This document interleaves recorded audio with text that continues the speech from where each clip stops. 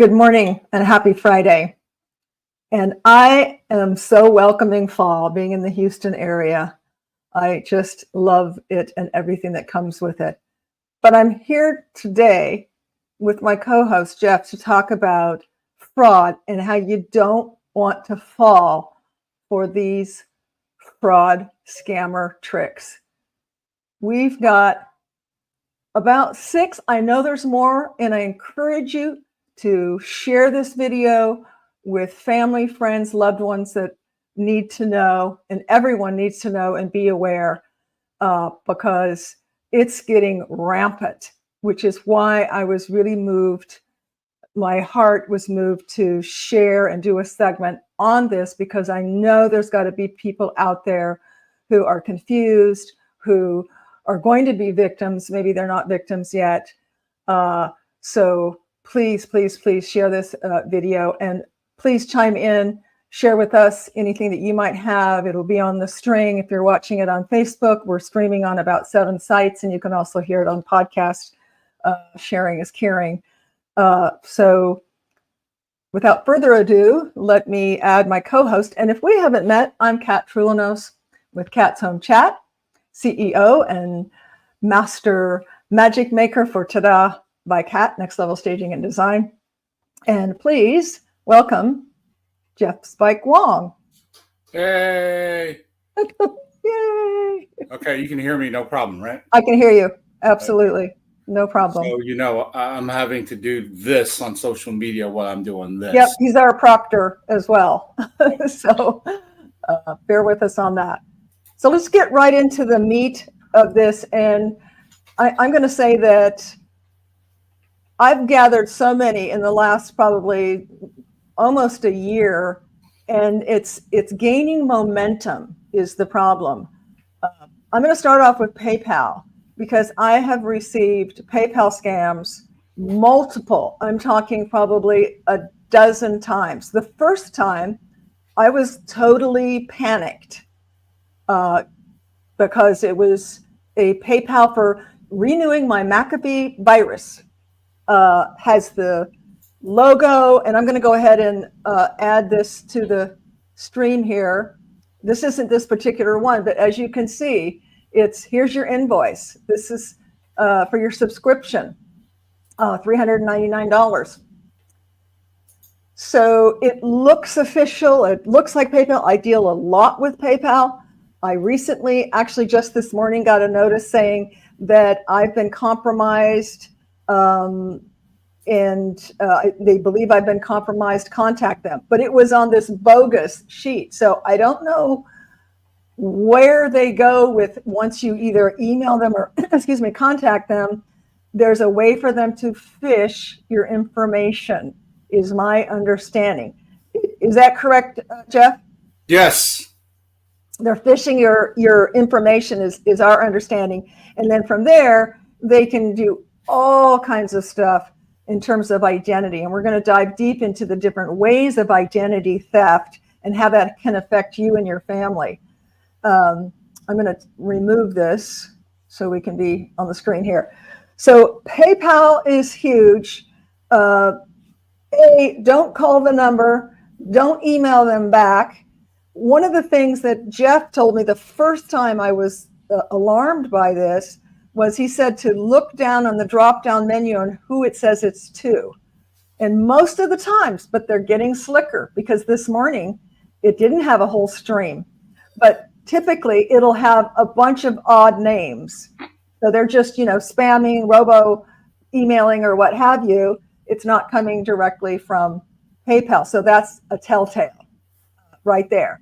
But the best way to do is just what I did this morning. I went on my PayPal account. I looked at activity. There was nothing indicated in this fraud email. Now, if you look at the small print, typically they're saying you're going to be invoiced this $649 or this $399. If it's not you, contact us. Don't contact them. Do not contact them. Not email, not, calling at all. Just go in and check your account. So Jenny just sent something over, John, about Bitcoin. Have you heard about that, Jeff? No, I have not. Okay, so it's basically saying, here's your Bitcoin, here's your order, here's your price, I'm not going to read the whole thing, but just beware. You get something from Bitcoin, probably fraud. Ignore it, delete it, do not respond, do not contact them at all. So that's PayPal. Beware of PayPal. Number two, and this is quite rampant, but maybe you haven't been victimized yet. I remember the day I was sitting in front of Costco and I got a phone call saying that it was the Montgomery County Police Department, and I had warrants out for my arrest that I hadn't paid for traffic bills or something like that. And I'm just like, oh my gosh, how did this happen? Right? Do you remember when I called you, Jeff? Yes. And he immediately told me, reality check, the police department is never going to call you to say you have a warrant out for your arrest. It doesn't happen. They're just going to, when they stop you, then they pull your whatever and you've got warrants. But they're never going to give you a courtesy call, right? That's the same, right, Jeff? And that's the same with the IRS. I've heard of that from many people. This is the IRS calling in, you've got back payment, blah, blah, blah, blah. Now, if you didn't abort them quickly, like I did, they could take you down a black hole. And I just read one on Next Door Neighbor where she went as far as pulling $1,000 out of the bank. And her flags were up. Why she didn't stop, God knows. There's that questionable, he was just so convincing, right? In all the details. But the big telling factor is she was not to get off the phone the whole time. Finally, she came to her senses and aborted it, but she came close to being scammed, for $1,000 and who knows how much more. Gift cards. I know personal associates and personally myself who have attempted to be scammed. And this is kind of scary. So what happened to me is I got a text from an individual I know. And the text said, "Hey, Kat, I'm really busy. I'm tied up in this meeting, but I need some gift cards. Can you go and get me X number of gift cards, this denomination, yada, yada, yada." And of course, my flags went up, but it seems legit because it's coming from the person that I know, that I have in my contacts in my cell phone. So I called his office because I knew his office number. And luckily he was there and he said, "No, that is not me." So that's pretty scary that there's technology out there for these frauders that can mirror or duplicate your cell phone and then communicate with family, friends, or loved ones and ask you to do who knows what based on that you think that's them. Scary. Very scary. Yeah. Any notes on that, Jeff? I just want to make sure that everybody understands this is about taking your money. The whole thing is about it started with, of course, the email scams. Remember, all the way back to the Prince of Nigeria, or I have a very rich family. I'm due for an inheritance. If you can help me. We've dealt with so many frauds in real estate business, and I'm sure Kat can elaborate on that. That goes all the way back to those type of emails and luring, the desperates and the lonelies and maybe the ones that just did not know any better. Not knowing, the mentally challenged, I mean, yeah. we know that firsthand. They just take advantage, from posing as other people and cloning cell phones and so forth. So I recently saw a post. I shared it with you, Jeff, and this was a police officer. Yeah. You want to explain that one with the QR codes? Yeah, basically what this officer has stated that you will receive a package with no return address. And of course, curiosity kills the cat. You're going to want to know, well, what is it? What am I getting? And you open it up and it'll have a box and it has a QR code and it asks you to scan it. Supposedly. No return address. No, it's got your information on it, but know where it came from. Looks like an Amazon package, you get them all the time, but go ahead. Right. So it encourages you to scan the QR code for additional information. And according to the officer, if you scan the QR code, something goes and captures your information in your phone. Everything in your phone. Now, there was comments. Some people said, oh, that can't be done, this and this and that.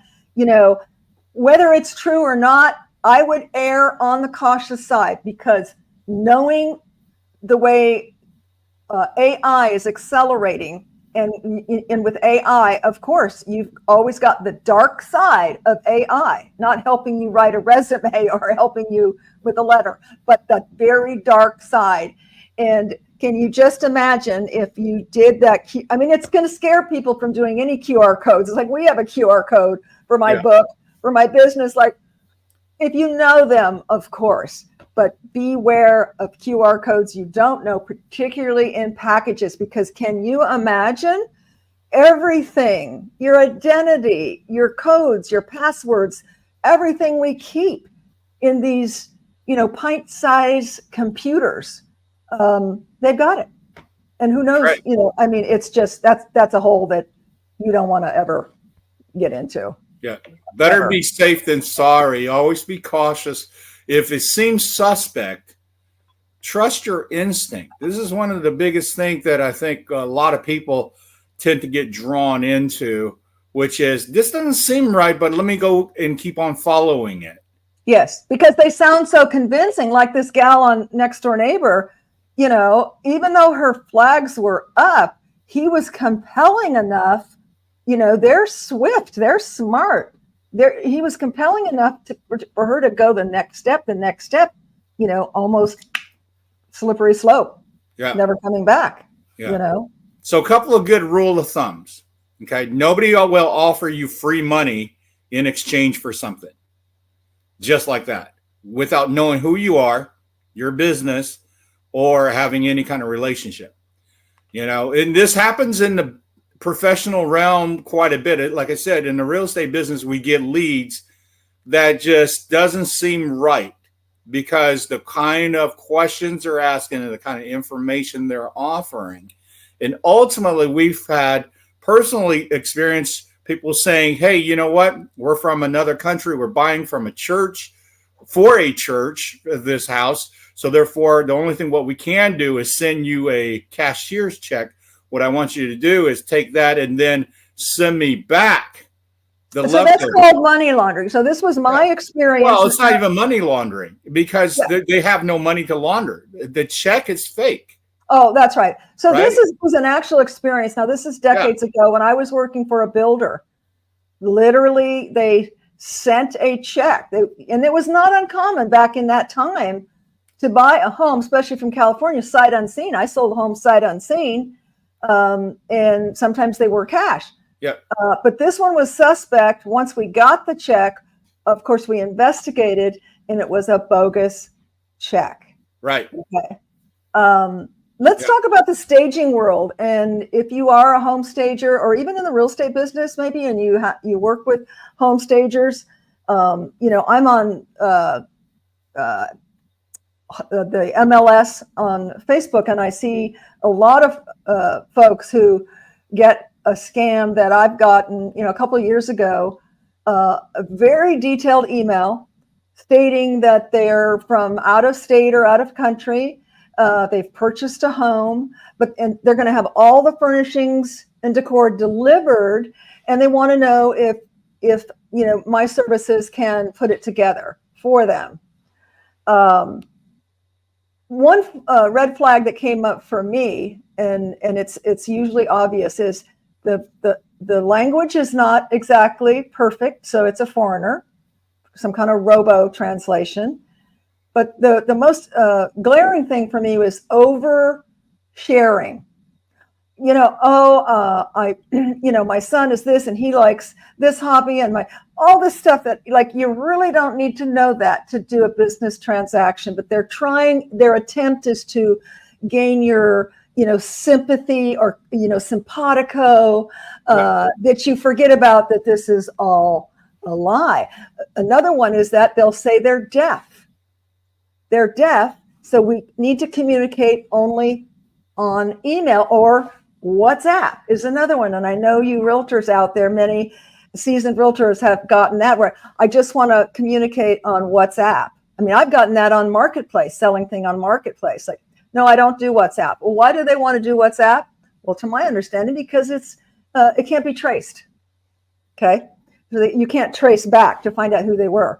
Now, on my incident, the first one on furnishing, or decorating this out-of-state person, I had the wherewithal to go, let me check and see the ownership. I went into the tax rolls for the county and I checked the address, and lo and behold, this individual did not own the property. So I immediately emailed back and said, I don't think we're a good fit, but thank you.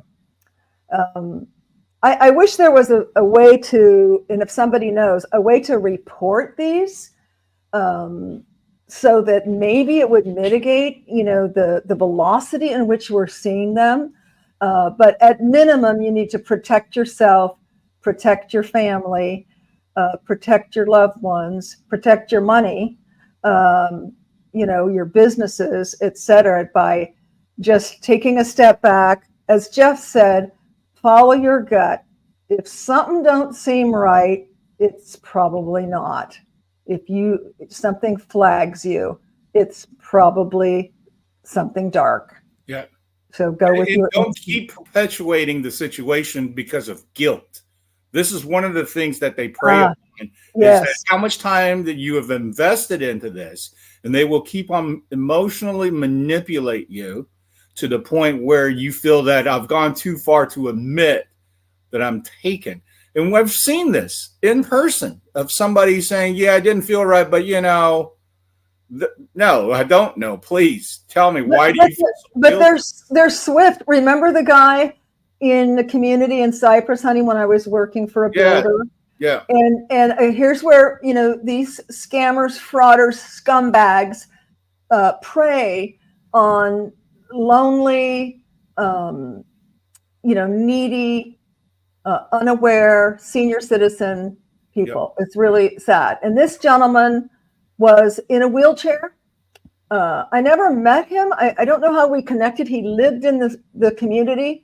I think he had called me about something, maybe something we had for sale. And he had about a 6-month relationship with a gal from, where was it? Like Dubai or something? I think it was Dubai. And he was convinced that he had a connection with this gal. They even, had video connections, communication, etc. And she groomed him, no different than the sexual grooming. She groomed him and convinced him that she was, some kind of princess, and she had all these bars of gold, but she couldn't convert them because of some logistics of here and there. So she convinced him that for a temporary to help her out so she could come to see him, which of course she never did. Right. Bottom line is he wiped out $45,000. And when I last spoke with him, he still was not, he was still hopeful. He just was so lonely and so hopeful and so convinced that this woman cared about him, that, who knows how much more she took him for, Right. Very sad. Right. So a couple of rule of thumbs that let me share with everyone here. that it's absolutely a red flag for scams. Number one, the Internal Revenue Service has released a memo to let you know they will never call you unless you have a relationship with an agent on an audit or something of that nature. A particular claim or an audit. Right. Yep. But they send out form letters to start the process. That's how they work. Okay. So don't ever think somebody calls you up and starts saying, hey, you have this and you have that. No phone calls should go forward until you stop and then go back and research it. And what that means is literally, if somebody from the sheriff's office calls you and says you have a bench warrant and you need to give me money to eliminate me coming over to arrest you, fine. Put that person on hold, call the sheriff's office and ask for the, saying, I have detected fraud and let me ask what's going on. So by doing those due diligence, that extra step, you will unearth and find that most situations already have reports, already had people complaining about these things. And that should immediately let you know that, I'm just part of this big pond. And you have to know that the scammers look at this as a numbers game, just like in sales. Yep. The next one's going to say yes. The next one's going to say yes. And all they need to do is land one. And that's what's sad, because they wouldn't continue. You and I talked about this, Jeff. They wouldn't continue to do it with such veracity if they were not getting success. But again, it's a numbers game. So they can, dial 1,000 numbers or have and then bang. Right. Even one out of 1,000 is going to be a home run for them. And so they continue to do it. They've sharpened their skills. Technology has been advanced. Yep. So, what you mentioned, don't ever, from a police department or IRS, they're never going to call you. So don't take those calls, serious hang up, call put them on hold, whatever you feel compelled to do. Yep. Secondly, in your emails, never pay a bill. Back when I'm going to date myself, but when I sold Yellow Page advertising back in the 80s. Gee, what's that? It was Google on paper. It was the paper Google. It was Google on paper. Exactly. And I remember hearing that, and I was floored that someone was, when I was trying to renew their ad or get a new ad or whatever, that here's what happens. You've got a clerk and they're just, paid. They pay everything that comes in. And evidently someone was out there selling full pages, which back then could be 1,000 a month. Okay. And they'd never get a full page. And the receptionist was just, they'd send in the bill, paid. Like, wow. That was before digital, age. These were just, groundbreaking scammers, that would do that. As long as there's money, there's always going to be scams. Let's just really be realistic about this. There's always somebody who's going to try to take advantage on somebody who's not paying attention or somebody who doesn't know or understand what's going on. So that's huge. Yep. And you know what it reminds me of? Another business that I was in, credit card processing for a minute. And let me tell you about a fraud on that. So if you ever have, I don't know how they do it today with credit card processing, but typically, you deliver, the rep delivers the machine and then programs it for the money to go, the credit card to go into their business bank account, right? Yeah. So this associate that I know with a criminal mind decided that he's going to, on Thanksgiving weekend, because we know that's the highest retail, 60% of retail is done during the Thanksgiving weekend, right? Black Friday. Black Friday. So he goes in and he has all his installations, I don't know how many, on that weekend, and programs everything to go into his bank account. Yeah. Needless to say, he's probably in prison still. Yeah. This is many, many decades ago. So you know how they're doing it now? They're covering it by using skimmers. Okay? What's that? Skimmers is a add-on piece that goes onto the pin pad that you see at the local stores where you put your credit card and do your transaction. This is an add-on piece that's very thin, and it has the capability to fit directly onto the unit. And when you swipe your card, it actually does not go through the original system that was intended to, but it goes to the system of the people who installed the skimmer. This happens quite a bit in convenience stores for gas pumps and, you know, the incidental. So the owners of the convenience stores aren't doing it. Someone's coming in and slapping on. Well, you know, that's subjective, because I actually seen, you know, video clips of convenience store clerks or owners looking mighty guilty. So, you know, again, it's about taking advantage of people. And let's really look at the bigger picture here. We are now in such a digital world that almost everything that you have that is really the important information about you, your financials, your health, your background, all are somewhere floating around on the internet. Because it's capable, because you're pulling that information, your facility has that information to have. And one of the biggest issue that we're having is data breaching. Okay. When you hear stuff like a major store having their data breached, being that their database was stolen. And we have this firsthand, seen other companies that we're close to having somebody come walking in, work in the business for, I don't know, X amount of months. And next you know, they have the key to the house, so to speak, and they take the database and sell it in a black market. Now, what would they do with all this information if it's all out there, and how do you protect it? Well, you got to do your due diligence, because once the information is out there, then whatever the hackers are buying and selling and so forth, they're going to piecemeal stuff together to create campaigns, to sell you, to get you to bite, because they have all the information. Like, and you know, and that's everywhere. I mean, you know, we're on the internet a lot. With the business, we've got to, you know, do a lot of purchasing on Amazon, et cetera. And anybody who's not living under a tree knows, you know, not only does it hear us, you search on something and now you're getting ads, you know, hundreds of ads based on whatever that was. You know, part of it makes it a little bit more convenient, but it makes us digitally, you know, overconsumed.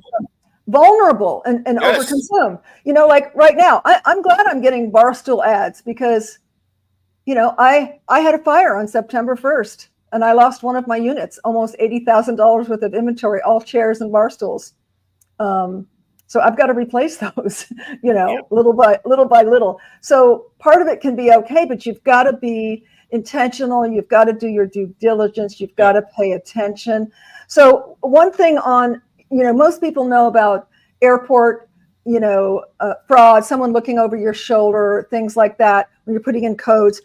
One thing, if you don't have, is I think they call it an RFID, radio frequency intermittent whatever detector, but it's, you can put all of your important cards. This one I'm just using for business cards, but I have another one that has my credit cards, my license, etc.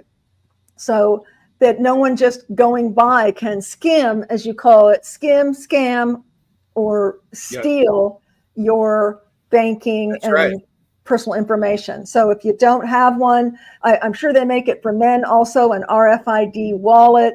You know, it's an inexpensive precaution, you know, for you know, protecting your most vulnerable information. So we're coming right at 10:30, Jeff, and you know, have an appointment coming up soon. If you have something else you want to mention, I'm going to point out the very last, the IA. Yeah, let me share this real quick. You know, the smart cards and credit cards and debit cards are making accessible the money easier for you, but also for everybody else. So instead of tapping for your payments, you need to insert your card. When you're tapping it, it creates that energy out. And if somebody out there was with the scanner, they can take that. See, I did not know that, Jeff. Yeah. You never told me that. Yeah. Well, So, there's just okay. there's so much going on. And it's accelerating. So Yeah. guys, that's worth repeating. Yeah. It's And very all this cool is to tap, but don't tap. You want to Insert. share it with, especially with the elderly who is just not paying attention, not knowing how They deep don't know. in this technology, how they can scam. And I'll give you an example real quick. When somebody calls up and they're saying, "Hey, this is so and so," this is why the information is important. When somebody Okay, that was my last point. That was my last point, Jeff. Let me talk about that, please. Well, hold on 1 second. Let me just say this: that when people get on the phone, they know how to play this game. You know, like for instance, if I go, Kat, you know, what I have for your social is 88666. Then you go, oh no. And it goes, oh, well, then I must got this wrong. Let me, give me your number. Let me correct this. And this could be somebody calling you from a bank, which never happens. Yes, we talked about that. Yes. And that's so easy to fall into that. Yeah. Well, aren't you, and doesn't your end with it? Oh, no, it doesn't. And you correct them. That's your knee-jerk reaction. You want to correct them. Don't correct them. Don't give them any information. Right. Yeah, that's a really good one. You and I talked about that. Yeah. Absolutely. To protect yourself. Just be aware. And you don't know someone, don't pick up the phone. I tell my daughter that all the time. There's so many, scam callers out there, and just with my business, sometimes I do pick up the phone because they're very tricky. Sometimes it'll look like it's in your contacts, but it's not really. They just know the name. So I will pick it up because, that's how I deal. It's like I pride myself on being very responsive to clients and potential clients. But when I pick it up and I say, "This is Kat," if I hear a click, click, I hang up. Yeah. Because that's that space. They think it's just it's going to go right to voicemail, but they're not expecting you to pick up. So when you pick up, they have to push another button. That's when you hear the click, click, and that's when you click. Right. You don't even need to say hi, just click. Yeah.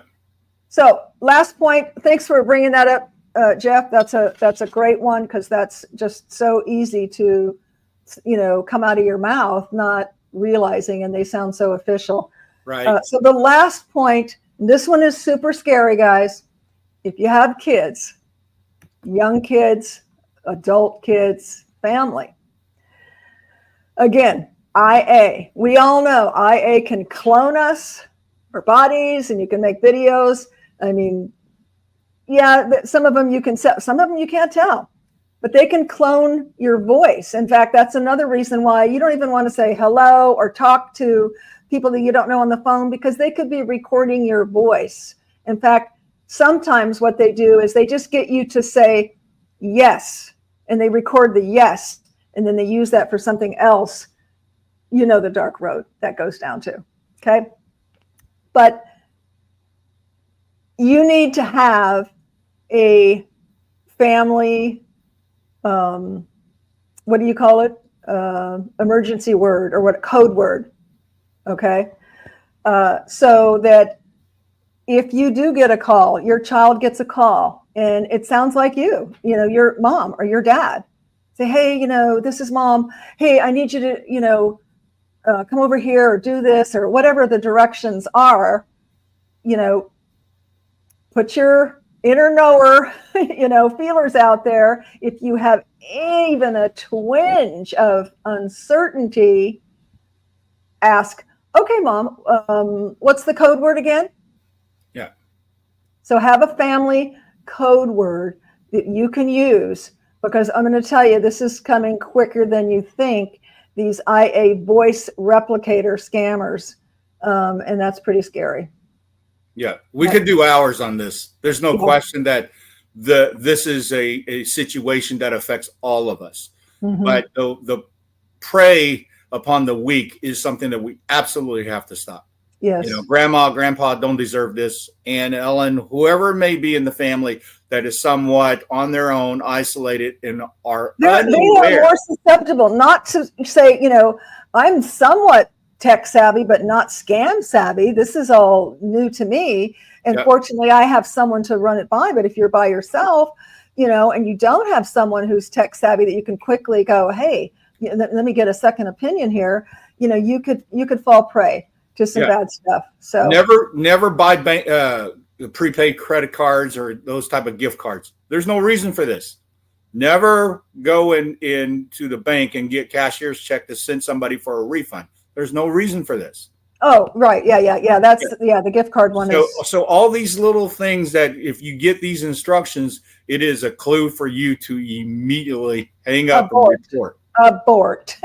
Yes. But you need to report to the authorities possible to let them know, because they're collecting data files. Eventually, a certain scam, like the Nigerian prince scam, we don't see that anymore. Right. But I promise you, they replaced it with something else. Exactly. Yeah. So guys, I hope you found this helpful. I hope you're enjoying the onset of fall, especially if you're in Houston. We're not in triple digits anymore. You can come back from Brazil, Adriana. It'll be cooler. And so enjoy it, and please share this with those that need to know, which is everyone, and have a blessed, wonderful, and safe weekend. Yes. See you next week. Bye.